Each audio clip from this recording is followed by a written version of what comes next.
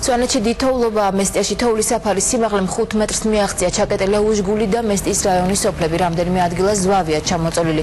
ვერ ხერხდება გზების გაწმენდითი სამუშაოების დაწყება, ამ დრომდე აკრძალულია ყველანაირი სახის ტრანსპორტის მოძრაობა გუდაური კობის მონაკვეთზე. საქართველოს დანარჩენ საავტომობილო გზებზე გადაადგილება თავისუფალია. საქართველოს მთელ ტერიტორიაზე დღეს ნალექს ძირითადად წვიმის სახით ისე ველოდებიან, აღმოსავლეთ საქართველოში ძლიერი ქარიც იქნება. ხვალიდან კი უკვე თოვლია მოსალოდნელი. უამინდობას სინოპტიკოსები 19 მარტამდე ვარაუდობენ. ან მოდის 82 წლის კაცი ვარ და ჯერ ასეთი არ ყოფილა. თორე შეიყო, მაგრამ ასეთი არა. ასეთი აი ქარბუქი ყველაფერი დაანგრია ყველაფერი და ჩვენ დაანგრეული გვაქვს.